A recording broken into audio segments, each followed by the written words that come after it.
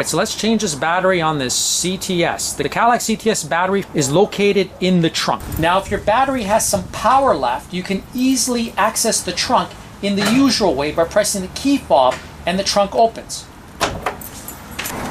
The battery is located behind here, just held together by some Velcro. However, if your battery is completely dead, then the usual way won't work. But not to worry, in this situation, what you need to do is get into the car via the key, the usual spot, through the driver's side door. There's a key slot there. And then you need to get into the back seat, open up this compartment, and then pull on this piece right here. And you can sort of see there's a little bit of a wire. It's kind of a manual way to open up the trunk. All right, so you're going to pull on this little compartment door. You're going to stick your hand in there, and then you're going to pull on it. To remove the battery, it's very important to follow order here, so listen carefully. You first need to remove the negative terminal and put it aside and keep it away from metal. Then you move on to the positive terminal, hit underneath this red cover. This order of changes prevents accidental shocks to your electronic equipment, as such shocks can damage your electronic equipment, and you don't want that. Okay, so to remove the negative, it's a 10mm. Various different versions. You could use this head, which is a 10mm, or you could use this type of ratchet, or you could even use some kind of socket with a 10mm. Use what you have here. It's quite accessible. I like to use this. Make sure you're going to go the right direction. You got to go counterclockwise to remove. Okay, you don't need to remove it completely. All you want to do is just try to loosen it, okay? And you can see it's kind of already loosened quite a bit, and then you're going to get your hand in there. You're going to see to lift it off. Just like that, you're going to lift it. Not so bad, you could place it right there. Positive when it's behind this cover. There's a little bit of a clip there, you kind of see that? You're going to do that, okay? Then hopefully you could see this piece right there, okay? What you got to do is you got to press, this little lever, can you see the lever? You're going to press it that way. Okay, see the way it is? And it's not ready yet. Then you got to lift just a little bit. You can sort of see it right there. Hopefully you can see that. Lift. And get it out of the way. Okay, I'm going to show you that again. Okay, that's how it is. It's in locked position.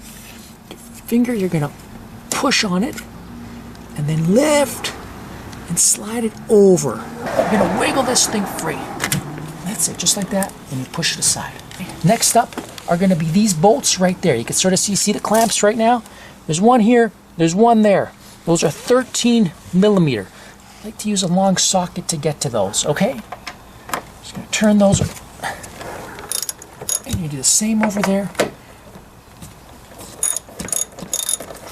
Okay, and when they get loose enough, kind of go in there just with your hand, take them out. Looks, okay, and we still got that one down there to go. Here's the other one here. So this one's actually has an extra piece. You want to remember where they go, right? So kind of just place them like that so you know the direction. Now at this point, nothing is holding this battery together. I like getting my hand underneath the battery a little bit, pushing it out. So just getting it up just a little bit out like that, and squeezing it out. Now the other thing you're going to realize, you're going to see this right here, and hopefully you could see that. That's the vent, because the battery's inside the trunk. It does emit some gases, these batteries, and it's part of their operation where they emit some gases. And this one is kind of connected to the outside of the car, to the bottom of the car. So it vents to the outside, not to the inside compartment. So you got to make sure you're going to remove this out. You're going to want to save this and attach it to the new battery. In this case, pretty easy. Battery's, a little heavy, but take the battery completely out. Sort of see the way these things kind of clamp on, right? They kind of just keep that battery in place. It's a good idea just to inspect this area for any rust. There's that vent hole that I'm talking about right there. Batteries usually come with these little covers that you don't need for this car. Okay, take those ones out. You can sort of see these things have got a little bit of some coating on them. They seem to be corroding just a little bit. What I like to do is get some sandpaper. Any sandpaper you have, get out there and get these things looking as clean as possible. Get it as shiny as possible. Give it a little bit of a rag. Give this a little bit of a clean. And the idea here is that what you want to try to do is make this gives it a much better connection with the battery cables. Okay, and if you want to take it even one step further, which I like to do, I like to use this product here called dielectric grease. It's made by Permatex, but a lot of companies do. It's about $10. This thing will last you a lifetime. And grab some of that, put some on your fingers. What you want to do is just really lather this thing on. Now this protects it from corrosion, from future corrosion. Again, put a lot of this stuff on. It's pretty cheap. Even use a glove, but a lot of this is silicone based actually. You want to see if any of that's kind of rusted or not. You want to go in there with some sandpaper too, and give it a good clean as well. Again, this ensures again a proper connection. That's all you're trying to do, okay? Just a little bit. You want to scuff it up a little bit. The same thing you're going to want to do on the positive terminal. Same kind of concept. And you're just going to want to just make sure you get rid of some of that, some of the dust that might have accumulated. Let's get this battery in there. You're going to drop it in like that. That's how I like to do it. And then you're going to want to try to wiggle it through. But before you do that, make sure you kind of connect this to the little vent hole. Okay, just like that. Okay. Again, there's two vent holes. There's one here that we connect, the closest one. There's an open one here. You want to plug this one as well. And if you come back to the old battery, you kind of see it right there. It kind of has a plug. Just going to remove that from the old battery. Put that into the new battery. Okay, just like that. So you're going to put that in there. All right, so let's try to squeeze this guy in. Get this guy out of the way. Push it in there. We're going to get this guy. Okay, that's one step. Then you're going to get the second clamp and then go in and just feather it in first with your hands. This kind of feathered in. And what you're going to want to do, you want to make sure it's properly situated there, just the way it is like that. Kind of see it, push it in, strain it out, and then at that point, now you're ready to go in with the socket. You want to get this thing kind of tight, okay? But you don't want to get it crazy tight. Just, it's plastic. Do both sides pretty tight. All right, so order again here is very important. Now you're going the opposite direction. Positive first, then the negative. Okay, you're going to create this thing right over. You want to put it right over it. Okay. Hopefully you could kind of see that. Okay, and then this guy, remember you got to lift it, drop it, and then clip it in. Okay, can you see that? I think you can. Okay, and then you're going to cover that off. Make sure it's not going anywhere. Make sure, yeah, that's not going anywhere. And then you put the cover on. Now you move on to the negative. Okay, now you may actually see a spark. If you're very careful, let's close the light. Let's see if we're going to see a spark. If you see a spark, perfectly normal here, okay? Yeah, you heard, at least you heard it. Might not have seen it. Okay, now in this case, go back with the 10 millimeter and tighten that up. And you got to go clockwise now. You want to get this as tight as possible. You want to get it tight enough where it's no way it could come out.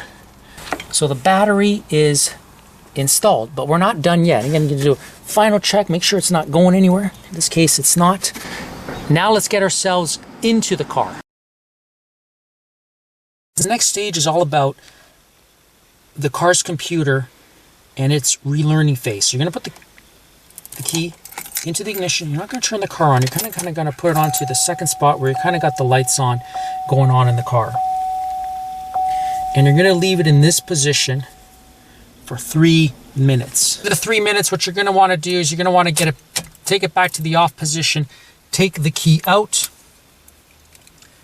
insert it back into the car, and now start the car as if it's actually a real, with the motor running. And you want to do that for at least 30 seconds.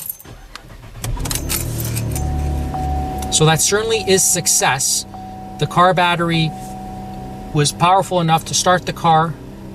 Everything seems strong enough, and we're going to keep it here for 30 seconds. Now, this is an important step to do. If you don't do this step about recalibrating the engine, the computer, your car won't run well. Okay, so you need to do this. And I would actually say on your first drive, if you're going to do your first drive, what I would do is make sure you take it on some smaller streets for the first time, for the first, couple of miles, few kilometers. Just go a little slow, accelerate a little bit. Don't go crazy on it yet, as the car's computer is still relearning because you disconnected everything and it has to relearn. All right, so after 30 seconds here, that's it. You're just gonna take it out, but you're not done yet. There's one final step that needs to take place here, and that's you're gonna wanna recalibrate your windows. Okay, again, you got 4 windows. You're gonna do the same sort of concept now. You're gonna put the car key in, get it going there, and what you're gonna wanna do is press it, get it down, then get it up, and on the way up, when you get all the way up to the top, hold it for 3 seconds. 1, 2, 3, 4 for good measure, and then let it go. Now in this case, now when you press it, let's just see what happens. The automatic should work. I'm doing the driver's side here. Should work without problem. Let's see if it works on the way up. That works without problem as well. And now what you're going to want to also do is also do for all the other remaining windows. You're all set here. So on the screen, you'll see another one of my Cadillac CTS videos that I think you'll find helpful. Thanks for watching. Bye for now.